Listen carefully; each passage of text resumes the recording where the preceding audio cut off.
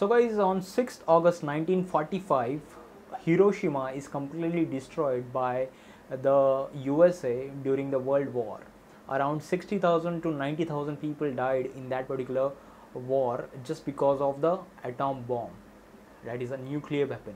After 3 days, on 9th August 1945, another bomb gets deployed by USA, and the Nagasaki, that is the city in Japan, that's completely destroyed in a fraction of a second just because of this atom bomb. Around 60,000 to 1,66,000 people died in this event. So guys, does war means only killing the people? So is it the definition of the war? So if you got any other definition of the war, just please comment below. So guys, over here in a war, like, most of the people die. Our soldiers and our enemies' soldiers, they also die. So there is a loss of living being over here occur. So guys, suppose I'm having a solution to this particular problem. Well, I'm having a bomb. This particular bomb does not kill people, just it will destroys all other the electrical equipments which is there at your enemy's site. It will destroy the communication system, it will destroy the power grids, it will destroy the information storage devices such as the computer systems, electrical systems, other equipments at the enemy's site. So basically guys, this particular bomb we can call it as the E-bomb. And guys, in this particular video we are going to learn about the E-bomb, that is nothing but the electromagnetic bomb. So guys, please do watch this particular video because today's video is going to be so much interesting, and guys, you will love it. So please do watch this video till the end, and if you are new over here on my educational channel Genius Academy, kindly subscribe it because your subscription ultimately motivates me to make more of such educational informative content. So guys, please subscribe to my educational channel. So guys, without wasting any time, let's begin with our today's topic, that is nothing but the electromagnetic bomb.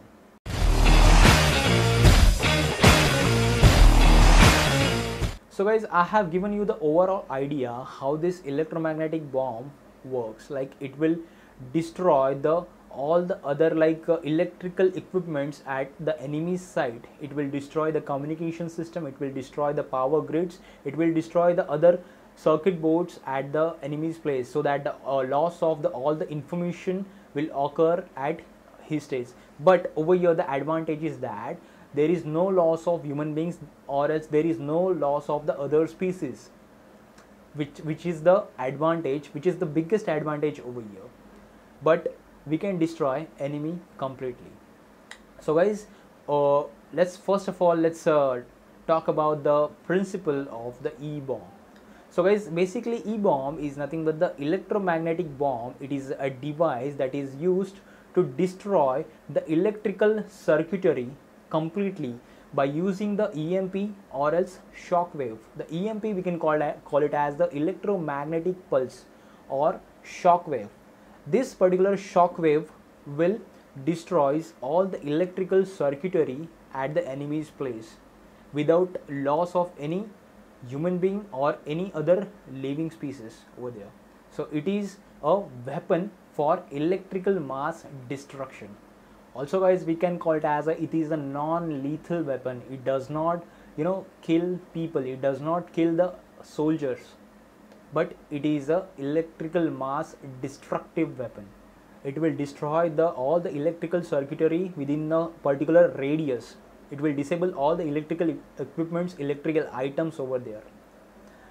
So guys, presently Russia, England and USA, these are the countries which having this E-bomb.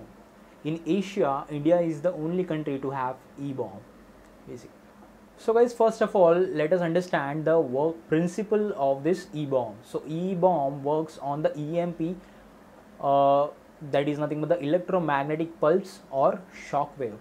This particular pulse of energy produces the electromagnetic field which is very much stronger, and just because of this electromagnetic field there is a production of the transient voltages which is there on a higher side, such as in the terms of kilowatts it gets produced. Now these particular transient voltages are nothing but the surge of the energy, or else we can call it as a sudden impact of huge amount of energy. So that is called as, we can call it as a transient voltages. So this particular short-lived transient voltages are produced just because of this electromagnetic field over here. And when this type of the transient voltages gets exposed to the open conductors like the wires or as the printed circuit boards, like all these conductors and printed circuit boards gets easily damaged, or this particular transient voltages disables all the electrical equipments which is there in that particular given area. So guys, this is how it works, and it is having the capability to destroy the all the electrical systems within a fraction of seconds without the loss of human being. So guys, this is nothing but the overall principle of the EMP E-bomb. So basically guys, over here in electromagnetic bomb there are 4 important components. The first component, that is nothing but the capacitor or as the battery, we can call it as. This particular capacitor stores the energy, and this particular capacitor gets connected to the heart of the electromagnetic bomb. The heart of the electromagnetic bomb is the FCG over here. This particular FCG stands for the flux compression generator, and this particular generator generates the electromagnetic pulse, the electromagnetic wave it generates, or we can call it as a shock wave it generates.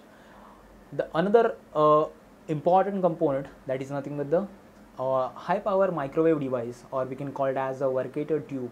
This particular Workator tube is connected to the antenna. So guys, over here these are nothing but the 4 important component of this EMP or E-bomb. So guys, now let's just talk about this heart of the E-bomb, that is nothing but the FCG, that is nothing but the flux compression generator. Over here this particular flux compression generator is very much simple.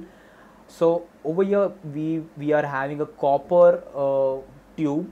This particular copper tube is fully filled with the detonating material, that is nothing but the explosive material, which is highly explosive, highly flammable material. And this particular copper tube acts as an armature over here.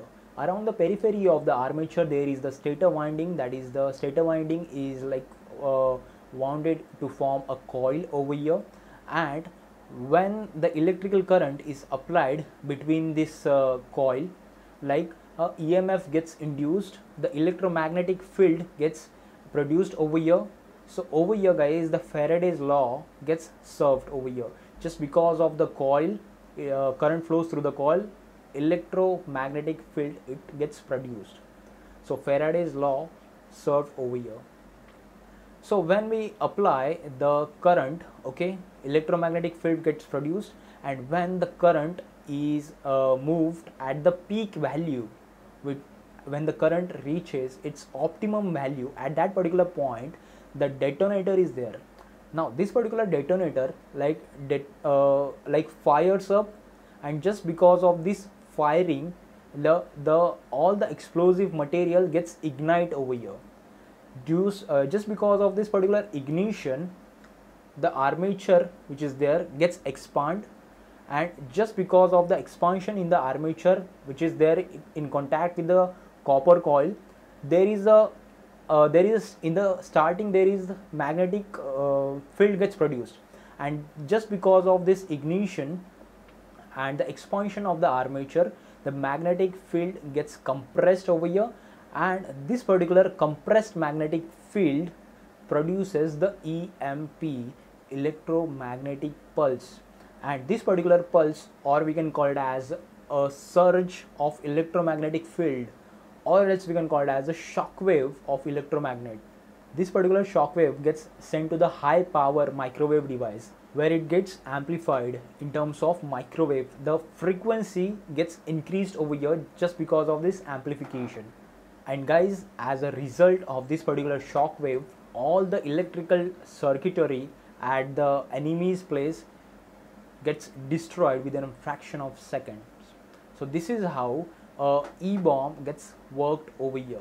So guys, over here the EMP, or as the shock wave we are generating, this particular shock wave is around 100 times more destroyable than that of the lightning. So guys, over here you can imagine the how much surge will be there, just because of this impact of this EMP waves. Like there will be the loss of all the equipments, there will be the loss of information, there will be the loss of data, also there will be the loss of economy at the enemy's place. So guys, this is how the EMP or as E-bomb works basically. So guys, that is all about the working of the E-bomb. Like now let's talk about the actual detonation of the E-bomb. This particular E-bomb, gets fixed to the launching platform. This particular launching platform can be an aircraft, and when this particular aircraft reaches to the tactical zone or as the combat zone, this E-bomb gets deployed from that particular aircraft. The height of the deployment, the height or as the altitude of the deployment, it is fixed, and the radius of the working radius of that particular E-bomb, it is pre-calculated. So guys, these are the certain factors that needs to be taken care while launching the E-bomb. So these are the crucial factors that I'm telling you. Also guys, there is another important point, is that how can we protect ourselves in case of an E-bomb attack. So over here we can use the Faraday's cage. This particular Faraday's cage will be having the conductive material, it will be having a meshing. It is a basically cage that will cover up all the electrical equipments, and this cage is made up of the small meshings. This meshings, the material of the meshings will be the conductive material, so that when the surge of the electrical current gets applied, it will get easily distributed with the no harm to the electrical equipments. So that is nothing but the Faraday's cage. The second one is we can also do the site hardening of all the electrical equipments. Also we can carry out the motor power isolator for the mains, that is for the distribution system. In some cases we can destroy the launching platform, we can destroy the aircraft as well. So guys, these are nothing but some of the points that we need to consider in case of the E-bomb attack basically. So guys, if you want to see the practical effect of the E-bomb, you can try to put your mobile phone, or you can try to put your laptop in the microwave oven, so that you can see the actual effect of the E-bomb. So that is you can do that on your own risk basically. So but don't try as per my opinion. So guys, over here in this particular video we have learned about this E-bomb. We have seen how this E-bomb gets we have seen the main components of the E-bomb. We have seen the flux compression generator in the E-bomb. So guys, I hope you like my video. If you have any doubts, any queries, please leave a comment, and please do subscribe to my educational channel, Ingenious Academy. Thank you so much guys for watching this educational video.